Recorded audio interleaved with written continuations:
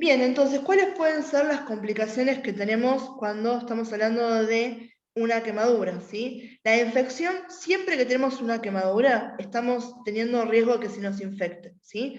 Porque lo que está afectado, ¿sí? Aunque no se haya visto una lesión abierta de la epidermis o de la piel, esa pérdida de solución de continuidad que habíamos visto con las heridas, ¿sí? Se lesionó la piel. Por lo tanto, a nivel interno, pueden que algunos de los microorganismos que están en la piel, esa famosa flora bacteriana que en condiciones normales es comensal nuestra, o sea que está todo bien, ahora sí está afectando células que están un poquito más indefensas con respecto a estas, ¿bien? Y además que están, ¿sí? Todo un proceso mucho más grave que está afectando al resto de la zona, ¿sí? Entonces, toda quemadura puede infectarse. Obviamente que el riesgo de infección aumenta todavía más cuando la lesión es mucho más profunda, ¿sí? Donde ya tengo una exposición mucho más grande de los tejidos subcutáneos, ¿sí? Y ni hablar de cómo aumentamos el riesgo de infección si vamos nosotros y qué hacemos, pinchamos una ampolla, etc. El shock hipovolémico plasmorrágico, ¿sí? Suena como a mucho lo que me está diciendo, pero lo que tenemos que entender es que al momento de sucederse una lesión, ¿sí? una de estas, la quemadura, ¿sí? Hay lesión a nivel cutáneo, también están lastimados, ¿sí? Los vasos sanguíneos, ¿sí? Y por otro lado, por parte de lo que es la respuesta inmunológica, la respuesta sistémica nuestra, ¿sí? Va a haber un aumento de la permeabilidad a nivel de los capilares, o sea que ya naturalmente nosotros vamos a, ¿sí? Generar que los capilares estén un poquito más distendidos, ¿bien? Y que las uniones entre células sean un poco más laxas, por lo cual perdemos, ¿sí? Está esta extravasación del plasma, ¿sí? Hacia los espacios intersticiales. Por eso es que los pacientes cuando tienen quemaduras viene el edema, viene el hinchazoncito ese que estamos viendo, y de ahí venía ese líquido que teníamos en las ampollas, además del líquido producto por el daño tisular, ¿sí? El daño que está alargando las mismas células, ¿sí? Ahora, cuando esto es muy extenso, ¿sí? Y yo estoy teniendo todo esto, ¿qué pasa? Si era todo el líquido, lo estoy teniendo en grandes cantidades en el espacio intersticial y no en lo que era el espacio intravascular, esto me puede llevar al shock hipovolémico, ¿sí? Siempre que hablamos de que el paciente tiene el shock, empieza a haber toda una afectación a nivel cardiológico, ¿sí? La hipotermia es una de las complicaciones que puede haber después de una quemadura, porque dependiendo de la extensión y de la gravedad de la quemadura, que se pierda esta función tan importante que tiene la piel, que es la de regular la temperatura corporal. Entonces, puedo tener hipotermia, que parece algo medio loco, pero una persona quemada, ¿sí? La regulación de la temperatura de ese paciente es algo muy importante. Y otra cosa que yo les había adelantado cuando hablamos sobre todo el tema de las quemaduras de tercer grado, la cicatrización anómala, ¿sí? Puede ser una complicación, más que nada a largo plazo, ¿sí? Porque esto me puede llevar a la discapacidad porque se puede perder, ¿sí? Función de la zona afectada.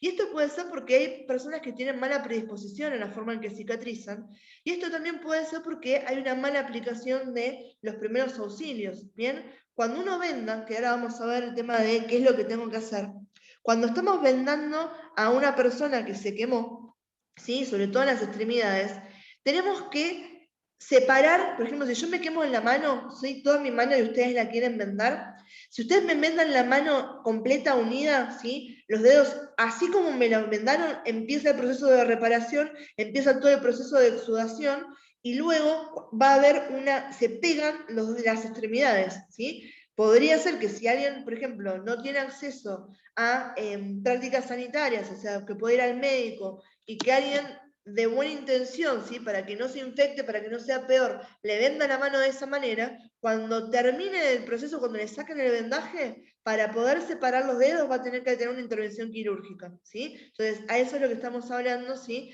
De tener cuidado con el tema de cómo cicatrizan, ¿sí? Entonces, ¿qué es lo que tenemos que hacer? O sea, ¿qué es lo correcto cuando una persona se quema? Lo primero que entra en consideración es el famoso, bueno, ¿qué hago si una persona está en llamas enfrente mío? ¿Sí? ¿Hay algo que pueda hacer de los primeros auxilios? Sí. Lo primero, chicos, es no correr. El aire, ¿sí? La oxigenación, el fuego necesita oxígeno para, ¿sí? Para seguir estando. Entonces, si yo corro, cuando corro me ventilo, y si me estoy ventilando, le estoy dando más oxígeno a las llamas, pues entonces ese fuego o esa me estoy quemando peor, ¿sí? ¿Cómo es lo que hago? ¿Qué tengo que hacer cuando una persona se está quemando? ¿Sí? Si tengo una manta, tengo algo, lo que estoy haciendo es, lo voy a apagar con eso, lo envuelvo con una manta, ¿sí? Voy dando palmadas sobre la manta y sobre la superficie de la persona, intentando sacarle el oxígeno a esas llamas y de esa manera apagarlo. El famoso también, ¿sí? Si haces una bolita en el piso y rodás, lo mismo, estamos intentando hacer eso, ¿sí? Y rodar en el suelo es rodo en el lugar, ¿sí? No me voy rodando abajo de una colina porque sería lo mismo que correr, ¿sí? Una vez que la víctima está, ¿sí? Que la apagamos, que ya no está más en llamas, eso sería una de las cosas que podemos hacer, ¿sí? Si la víctima no está ardiendo, chicos, pero ¿sí? Estaba en contacto con una fuente eléctrica, donde sabemos que la quemadura después viene por ese lado, ¿sí? Se los digo aunque no veamos nosotros el tema de de las personas que se electrocutan, ¿sí? Por más de que no veamos eso, se los comento porque es algo interesante, ¿sí? Si yo veo a una persona que está electrocutando, bien, no la voy a tocar, no la voy a separar con mi cuerpo, porque la electricidad se transmite y siempre busca una forma de ir a tierra, ¿sí? El famoso, la tercera patita del enchufe o el famoso cable a tierra que uno tiene en las casas, ¿sí? Eso es importante porque es donde va a ir a transmitirse la electricidad. Si yo toco una persona donde tengo una fuente de electricidad activa, ¿sí? La transmisión de la electricidad va a ser a través de las dos personas y me quedo pegada, ¿sí? Lo que tengo que hacer es la separo de la fuente de alimentación con un palo o con una manta o con un buzo, ¿sí? Me saco el buzo, ¿sí? Lo hago como si fuera una soga, lo engancho, ¿sí? Se lo tiro por arriba de la cabeza, lo engancho y lo separo de ahí, pero no lo toco con mis manos, ¿sí? Y obviamente esa persona que se electrocutó, una de las cosas que tengo que hacer, ¿sí? Es valorar los signos vitales, porque es muy probable que esa persona esté, ¿sí? Con una parada cardíaca por el tema del shock eléctrico que sufrió, ¿sí? Ahora, lo mismo puedo hacer con una persona después de que la acabo de apagar porque estaba en llamas. Tengo que hacer la valoración primaria, tengo que ver, ¿sí? Si hay signos de inhalación de humo, si tiene quemaduras a nivel de la nariz, ¿sí? En la cara, a nivel de alguna de las mucosas, ¿sí?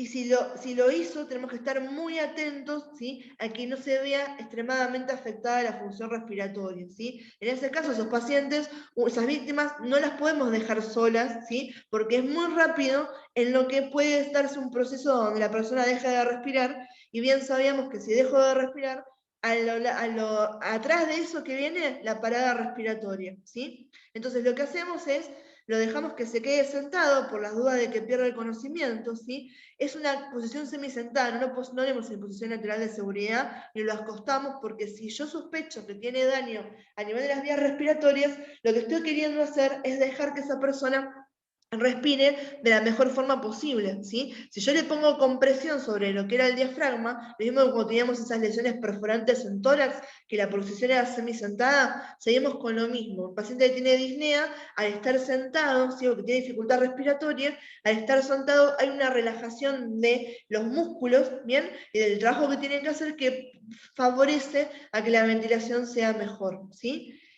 Una cosa, chicos, que es muy, muy importante, y esto, si se lo llevan en la cabeza de acá para siempre, por ella lo conocen, pero es muy importante, es el tema de que como primera acción, cuando yo me quemo con algo, ¿sí? Es bajarle la temperatura a la zona de la piel. Por más de que la fuente de calor ya desapareció, la transmisión de calor sigue estando a través de las capas de la piel. Entonces, lo mejor es esto que sea a chorro, porque si no, lo que les comentaba de que el calor se transmite, ¿sí? De las zonas de alta temperatura a las zonas de baja temperatura, si yo pongo la mano que me acabo de quemar feo, ¿sí? En un recipiente con agua va a servir, pero después va a dejar de tener ese efecto porque se equilibran las temperaturas, ¿sí? Que es lo que pasa cuando uno se mete en la ducha, se mete en el baño de inmersión, y luego, ¿por qué tengo frío? Porque el agua no permanece siempre fría, porque estamos perdiendo, ¿sí? Calor, está perdiendo temperatura. Y con este caso lo principal es, me acabo de quemar en la cocina, por ejemplo, toqué la plancha, toqué la sartén, abro el grifo de agua, meto la mano abajo del agua un buen tiempo, ¿sí? Lo dejo un tiempo, no es lo meto y lo saco y ya está. No, lo dejo unos 10, 15 minutos con chorro de agua continuo y van a ver cómo eso hace la diferencia en cómo progresa la lesión a nivel de la piel, ¿sí? Y algo que es muy importante, sobre todo si son quemaduras un poco más graves, inicialmente todavía el cuerpo no reaccionó, todavía no están los intentos de reparación, todavía el sistema de la respuesta inflamatoria está en stand-by.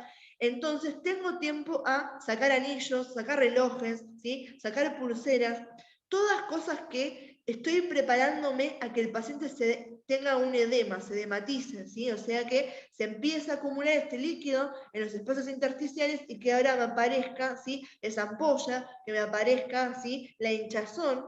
Entonces, esto es preventivo, porque si no después, imagínense, tengo el dedo completamente hinchado y tengo el anillo de casado puesto. Bueno, si puedo me lo saco antes, ¿bien?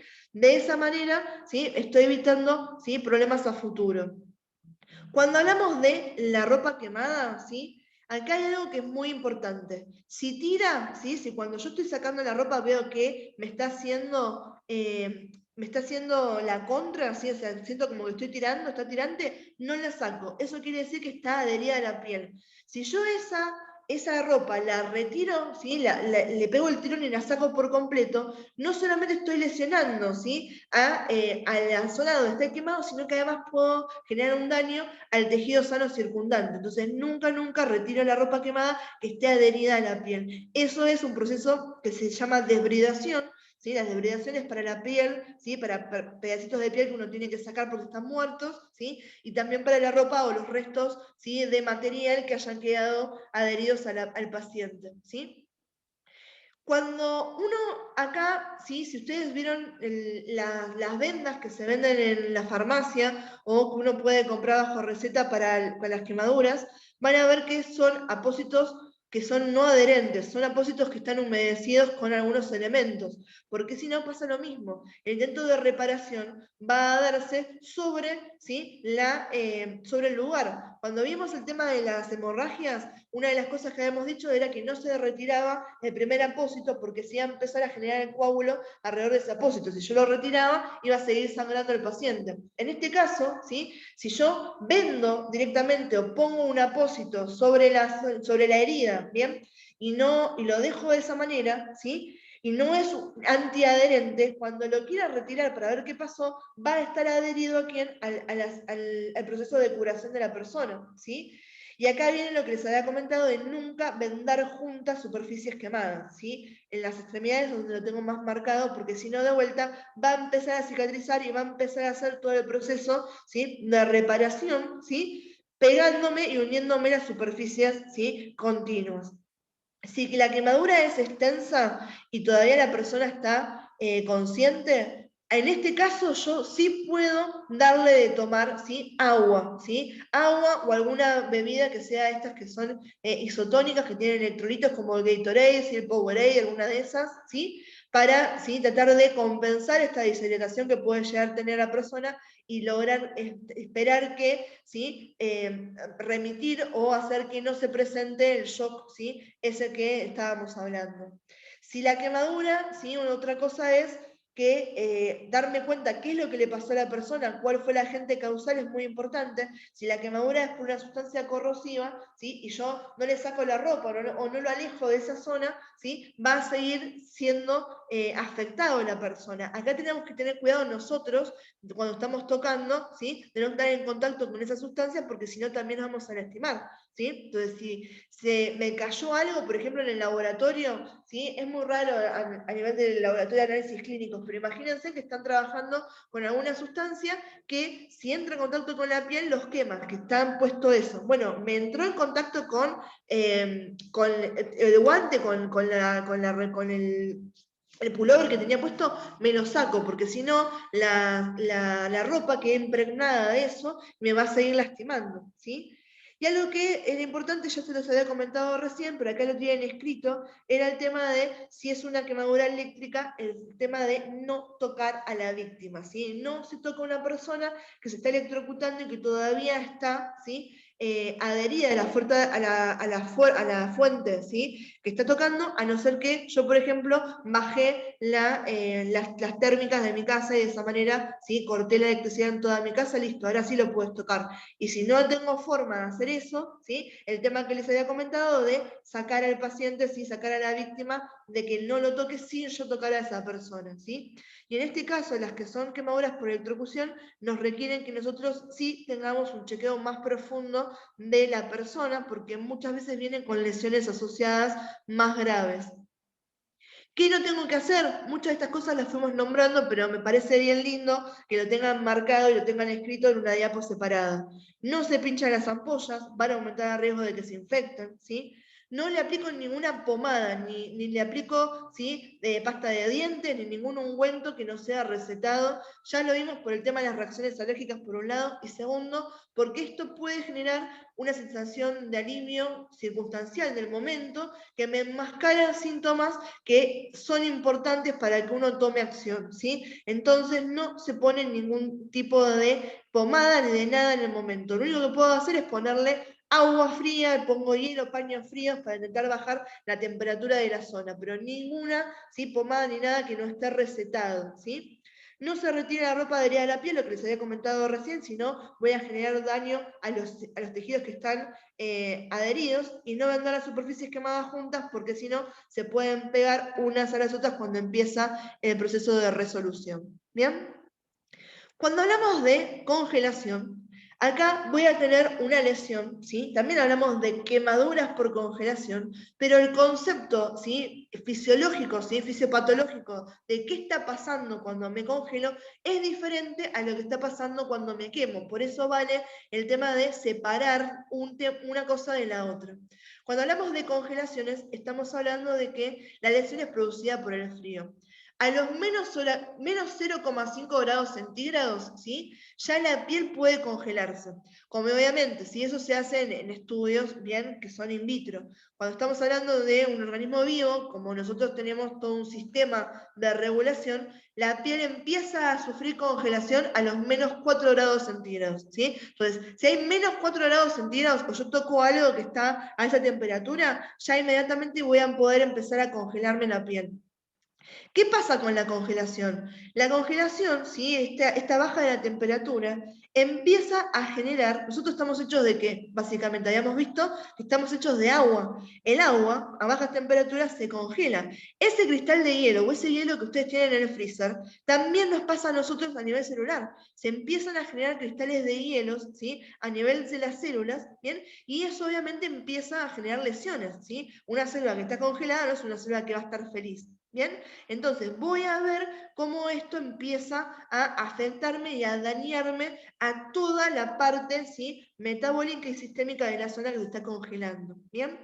Las lesiones que van a ser más propensas, o las que van a sufrir mucho más el tema de las congelaciones, son aquellas que están más distales al cuerpo, porque el centro de calor que tenemos nosotros está a nivel del tórax. Por eso cuando uno tiene mucho frío, ¿qué hace? Se encoge, lleva los miembros hacia la región torácica, nos hacemos una bolita, ¿sí? Disminuimos el área de superficie que tenemos y nos hacemos, ¿sí?, acercamos todas las cosas al centro. Y piensen que las personas que tienen mala circulación, por ejemplo, siempre tienen las manos frías o los pies fríos, ¿sí? Como los dedos de las manos, los dedos de los pies, ¿sí?, la nariz incluso, las orejas, son las zonas más distales. Esas son las zonas que son las primeras y las que más graves van a estar afectadas al momento de sufrir una congelación. Ahora, ¿es la temperatura solamente lo que me va a predisponer a tener peligrosidad en la congelación? No, la humedad. Cuanto más húmedo sea el ambiente, más rápido puedo sufrir una congelación, ¿sí? El viento también, ¿sí?, porque el viento me está llevando ese aire frío, ¿sí?, también a nivel de los pulmones puede generar un espasmo a nivel respiratorio y que tenga dificultades para respirar, ¿sí? También quemaduras a nivel, ¿sí?, interno, que es mucho más raro esto. El hambre, porque al no tener, ¿sí?, una buena base nutricional, ¿sí?, la desnutrición o el hambre y la falta de requerimiento energético en ese momento hace que tengan menores chances de poder regular mejor mi temperatura, más rápido voy a caer en hipotermia. Y cuando hablamos de isquemia, es si progresa más rápido la congelación, más rápido voy a tener daño a nivel de los capilares sanguíneos y voy a tener lugares del cuerpo que van a quedar desprovistos de sangre, ¿sí? Que eso es lo que está pasando, ¿sí? Y por eso van a ver que cuando me congelo, primero voy a ver que están rojos, ¿sí? Y si sigue aumentando, se va a poner morado, se va a poner negro, ¿sí? Y eso me quiere decir que es tejido que está necrosado, empieza a morir, parte por esto que está sucediendo de la congelación y la formación de los cristales de hielo, y parte también por la isquemia, porque la sangre no está pudiendo fluir hacia esos lugares para darme, ¿sí?, este soporte vital tan necesario a los tejidos. Bien, la clasificación de las congelaciones es muy similar a la de las quemaduras. Hablamos de congelaciones de primer grado, de segundo grado y de tercer grado, ¿sí? Una de las cosas que vamos a ver, ¿sí?, sobre todo con el tema del ennegrecimiento, o sea, de este aumento de la necrosis tisular, es que cuanto más afectada estés, esto sobre todo en extremidades más que nada, ¿sí? Cuanto más afectada esté la extremidad, más chances de amputación voy a tener, ¿sí? Si solamente son las puntitas de los dedos, lo más probable es que no tenga problema con eso. Si ya están involucradas todas las falanges, ahí tengo un 50-40% de probabilidades de que termine en amputación, y si ya llego a la parte más, ¿sí?, ya logro pasar mucho más la parte articular más baja que puedo ver a nivel de la extremidad, ya en ese caso estoy en un 80 o un 90% de probabilidad de que me terminen amputando la extremidad, ¿sí? Ahora, a nivel interno de qué está siendo afectado, cuando hablamos de primer grado, ¿sí?, estas son las que me están afectando la dermis, ¿sí? Tengo enrojecimiento, puedo ver que hay como si fuera un moretón en la zona, ¿sí? Son dolorosas, pero todavía las siento, ¿sí? Las siento y siento esos pinchazos, ¿sí? Esos pinchazos son los nervios que no están entendiendo qué hacer con la baja de la temperatura en la zona, ¿sí? Y luego me sigue una sensación de entumecimiento, pierdo sensibilidad porque es como que apaga el frío de esos nervios. En las de segundo grado está afectada la dermis y está afectada la epidermis, ¿sí? La dermis más profunda está afectada, ¿sí? Acá ya empiezo a ver, ¿sí?, ampollas, ¿bien?, donde el contenido es hemático, o sea, voy a ver que tengo plasma, tengo, ¿sí?, también glóbulos rojos en el contenido de esas ampollas. Las quemaduras son de segundo grado, y estas quemaduras de segundo grado, estas congelaciones de segundo grado, ¿sí?, son las que después terminan lesionándose, y ustedes pueden ver que hay una retracción a veces de la piel de la persona que está congelada. Cuando hablamos de tercer grado son las más graves, está afectada toda la piel, empieza ya a ver mucho más marcado el tema de la necrosis, empiezo a ver zonas que quedan negras, bien amorotonadas, e incluso puedo ver que hay lugares donde la lesión es mucho más extensa, ¿sí? Puedo ver separaciones de la capa de la piel porque, de vuelta, ¿vieron que cuando uno congela algo en el freezer, ¿sí?, si yo algo que está congelado, ¿sí?, es algo finito, le aplico presión, se parte. Con la piel pasa lo mismo, la piel que está congelada, ¿sí?, cuando uno se mueve o genera, ¿sí?, le aplica presiones o tensiones a la piel, puede generar la lesión y que se rompa esa piel, y esas lesiones las voy a ver muchísimo más marcadas en el caso de congelaciones graves de segundo grado y congelaciones graves de tercer grado, ¿sí? En tercer grado, de vuelta, pierdo sensibilidad. En este caso no son dolorosas porque acabo de perder todo el tema de, ¿sí?, de sensibilidad con respecto a los nervios. Está todo muy, muy afectado, ¿bien? Acá para que los vean, ¿sí?, cómo serían, ¿sí?, de primer grado, ¿sí?, y cómo estoy llegando acá, miren, ¿sí?, una ampolla de segundo grado, y acá ya estoy en tercer grado, hay ampollas y miren bien cómo tenemos, ¿sí?, el ennegrecimiento de la zona, ¿sí? Y 1, 2, 3 y 4 es como es progresiva. Una congelación, si yo no soluciono el problema, va a ir progresando, y de una congelación de primer grado puedo llegar a una congelación, ¿sí?, de tercer grado, ¿bien? ¿Qué es lo que tengo que hacer con los primeros auxilios? Una de las primeras cosas que tengo que hacer es trasladar a la víctima a un lugar que esté cerrado, que esté seco, esté caliente, porque la temperatura ambiente me está, ¿sí?, me está afectando por completo a la persona. Si tengo, ¿sí?, ropa mojada, de vuelta, es este concepto que habíamos hablado recién de la transmisión del calor. Yo voy a estar, mi temperatura corporal es mucho mayor que la temperatura que va a tener, ¿sí?, la ropa mojada, que va a estar más fría. Entonces, en vez de aprovechar para mí todo el tema del calor, mi calor lo voy a estar perdiendo porque lo voy a estar llevando ¿a quién? a la zona que está a la ropa. Piensen ustedes cuando tienen temperatura, ¿sí? Que mamá te ponía los panitos de agua fría en la cabeza y alguien tenía mucha temperatura, los sacaba y estaban calientes. ¿Por qué? Porque esa persona hizo toda la transmisión de calor hacia eso. Eso está bueno cuando hablamos de la epidemia o hablamos de quemaduras, porque me sirve para compensar que yo tengo un exceso de calor o de temperatura. En este caso, que el paciente está en los rangos hipotérmicos, ¿sí? Le tengo que sacar toda la ropa mojada y le tengo que poner ropa seca para que ese concepto físico no me termine afectando. Si la persona está consciente, si está inconsciente, no le voy a dar de tomar nada, porque si le doy de tomar algo a una persona que está inconsciente, una de las cosas que puedo hacer es mandarle ese líquido a la vía aérea y que el paciente se broncoaspire. Ahora, si está consciente, lo que puedo hacer es darle, ¿sí?, líquidos calientes que sean ricos en azúcar, de a poquito. No le voy a dar que se tome, ¿sí?, fondo blanco a la taza de café, a la taza de té, ¿no? ¿Sí? De a poquito le puedo dar agua caliente con azúcar, le puedo dar un té, ¿sí?, con azúcar, ¿bien? De a poquito a ver cómo lo tolera. Ahora, ¿sí?, el cuento de San Bernardo con el ron en el barrilcito, lo dejamos en Bariloche, ¿sí? No le damos bebidas alcohólicas a las personas. El alcohol hace estragos a nivel de la capacidad que tenemos nosotros de regular la temperatura, hace estragos a nivel a nivel vascular, entonces no se le da bebida alcohólica a una persona que sufrió una congelación, una persona que está hipotérmica, no le damos bebidas alcohólicas. Por más que uno siente que cuando toma, ¿sí?, un shot, ¿sí?, de tequila, de golpe tengo los cachetes inflamados y demás, no es algo que fisiológicamente se pueda sostener y que pueda resolver el problema que está teniendo el paciente, ¿sí? Si tengo una ampolla donde no está rota, la puedo recubrir con apósitos secos, ¿sí? De vuelta no las rompo, ¿sí? No se rompen. ¿Por qué el tema de recubrirlas o vendarlas con apósitos secos? Porque esas ampollas pueden romperse y en ese caso estoy haciendo una barrera para que no se infecten, ¿sí? Si tiene, ¿sí? Esto es medio raro, pero muchas veces como lo ven rojo, pueden pensar que pueden aplicar, ¿sí?, hielo o, o algo, agua fría a la zona lesionada, como habíamos visto recién en las quemaduras por calor. En este caso no se hace eso porque estarías todavía bajando mucho más la temperatura en la zona lesionada y haciendo que perdure más tiempo la lesión que está generando. Entonces no se le pone hielo, no se le pone agua fría, por más de que lo vean intensamente rojo. No va a ayudar eso para nada.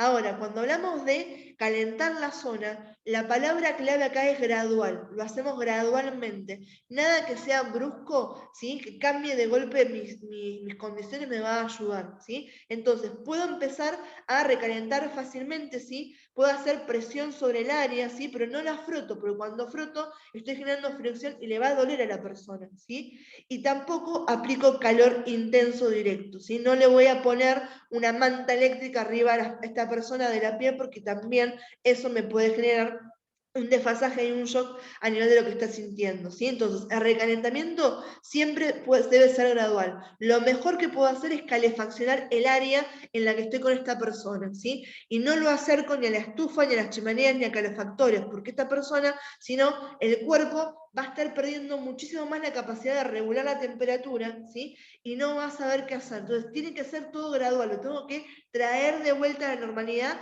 de a poco, ¿sí? Y las zonas afectadas, lo que sigue es el reposo. Sigo el reposo porque viene después, ¿qué cosa? Toda la respuesta inflamatoria, todo lo que se lesionó, todos esos cristales de hielos que estuve a nivel interno, todo lo que estuve teniendo que me generaba lesión, ¿sí?, aunque yo no la viera expresada en la piel de la persona, todo ese proceso inflamatorio viene cuando ya esté en condiciones de volver a la normalidad, ¿sí?, la hemostasia que tiene la persona, ¿sí? Entonces puede venir la hematización. La gravedad, ¿sí?, me ayuda, puedo elevar las zonas, ¿sí?, por ejemplo, las manos, dejarlas un poco más elevadas, ¿sí?, y las pongo en reposo para evitar que se dematice, ¿sí? No voy a volver de una congelación, no voy a jugar un partido con los chicos, ¿bien? Entonces me quedo tranquilo, reposo para mejorar mucho más, ¿bien? Y con eso terminamos entonces todo lo que era la parte de quemaduras y congelamiento. Con esto es lo que nos finaliza entonces todo lo que es primeros auxilios, ¿bien?